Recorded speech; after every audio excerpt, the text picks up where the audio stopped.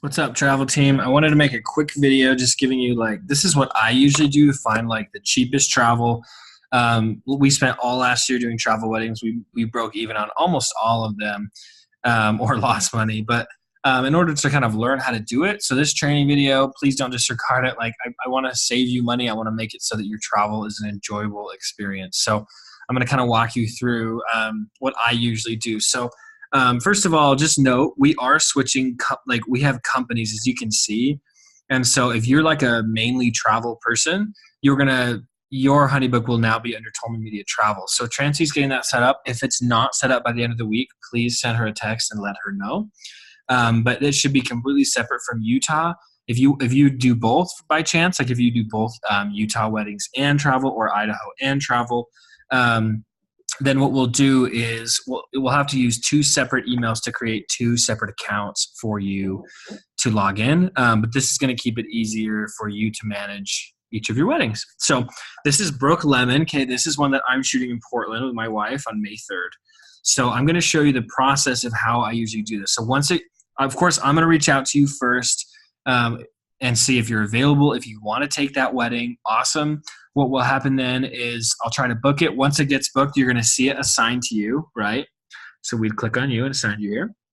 Then the first thing you're going to do is you'll get, so of the 750, let me do some math, but of the 750, okay, you are going to get $350 up front, I believe, of travel money. Well, sorry, wait. I believe you're going to get so 175 each. So 175 per contractor. So 175 for photographer, 175 for videographer up front. And then the last, so you get 750 every time you do travel wedding, right? The last, so here, I'll do the math here. So you'll get 750 total. We're going to give you 175 up front. So you get the last 575 on the day of the wedding. And we'll get there in just a minute. So there's that. Okay. So that 175 up front is to help you with your travel. So when they actually book and we get the money, we will send it to you. After you're assigned to it, we will send you that money so you can start getting some flights and making some arrangements so you're not just in the hole for a few months. Okay. It's not a ton, but it's, the bulk of it will still be at the end. Okay. So first thing you need to do is you need your flights. So this is going to be May 3rd. All right. So remember that what's included, and I'm just going to walk you through this here. So you are aware. Okay. But what is included in every single travel wedding that you take for that 750, the same price you're already getting paid, is a bridal video and or bridal photos at an exotic location. And here's why. This is actually to benefit you. I promise you that if you don't do this, it's not going to look good on your portfolio because most weddings actually all look the exact same. Literally, they all look the exact same when you're actually filming the wedding. Even a temple, yeah, that's annoying. Sorry. I was going to share an example, but basically they all look the exact same. And so when you actually, let's say you're going to go for Portland, I want to make sure that I'm doing a Portlandy style wooded bridal shoot that I can actually use to market. And I want you to be able to use these to market as well because I want you to get more weddings from these, right? That's the whole point. So anyways, that is kind of why we're doing those. That's included in your 750, but I have found that these are very, very, very fun. I love doing these shoots. So those need to happen the day before. So if we're looking at a calendar, okay, sorry, I think I got a lot of stuff on here. If we're looking at a calendar, let's go ahead and look at the month. Okay, it's going to be May 3rd. The wedding is on the 3rd. You need to get there no later than the morning of the 2nd. That gives you the night of the 2nd or the afternoon of the 2nd to be able to do those shoots. And then you can come home on the 4th if you want, or you can stay a day and play and come home on the 5th.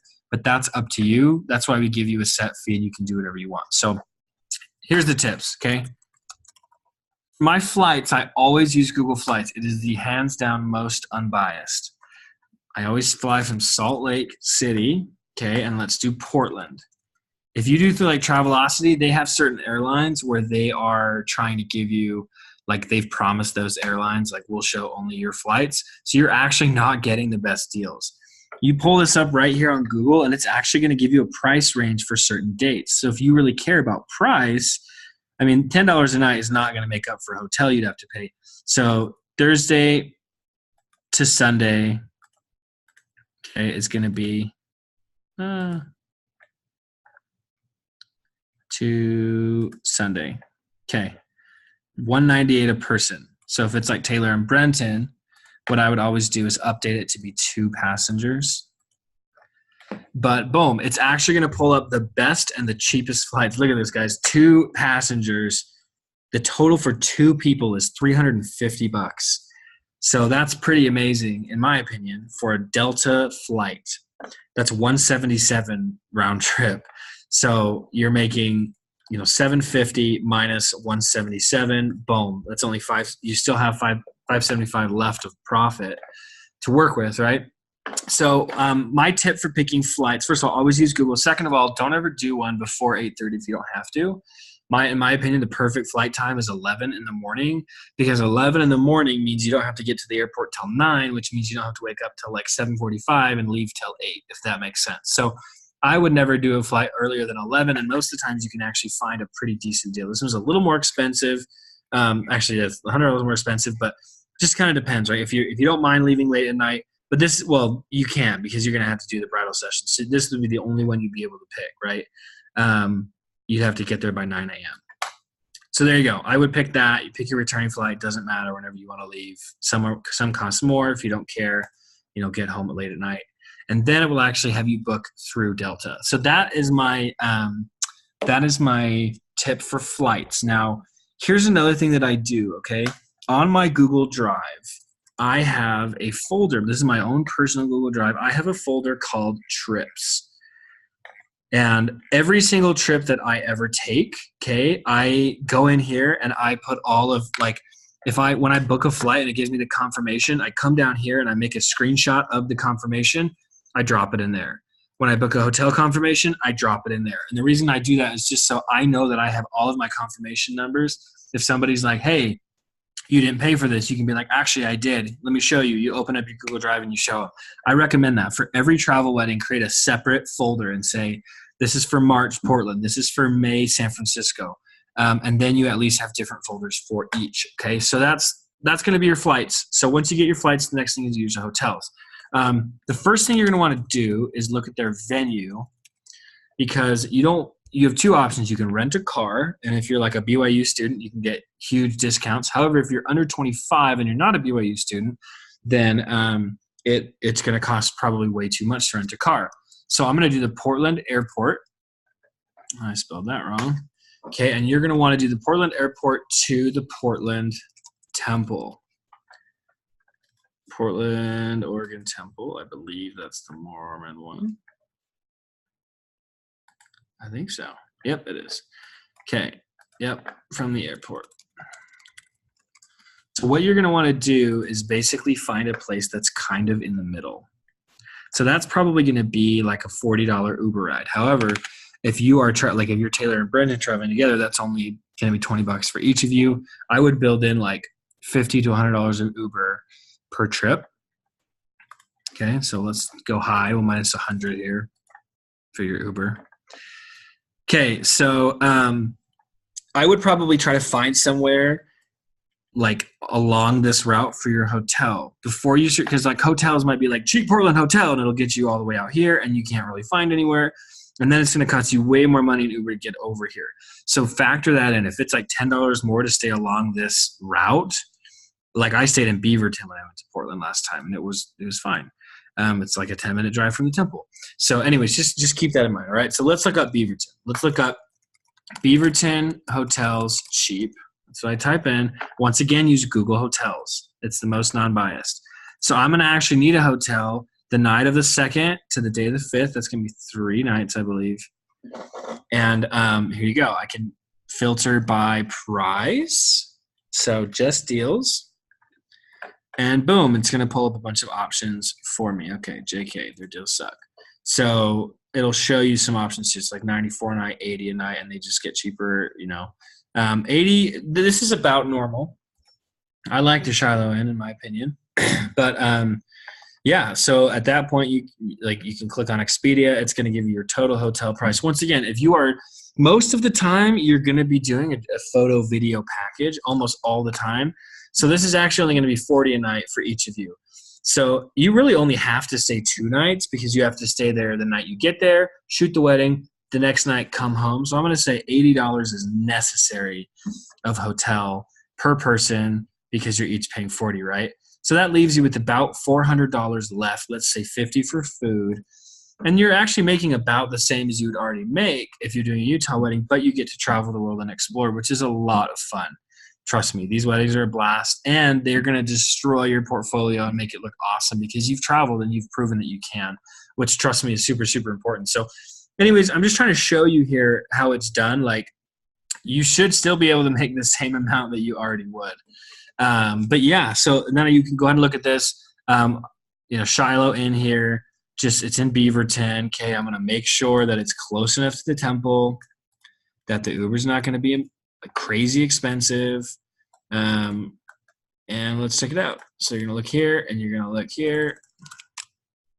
And 12 minutes, okay? That's probably going to be like an $8 Uber ride. You split that with your contractor, and you're good. So this is why for most travel, we're never going to put a female married to somebody else photographer with a male married to somebody else videographer and expect you to share a hotel room. We would only pair female either female and female or male and male or a married couple. So just so you know, we want to make it so you can share a hotel room, cut costs, and also travel the world. So anyways, we are getting inquiries for all over. This is just a couple tips of how I would do this.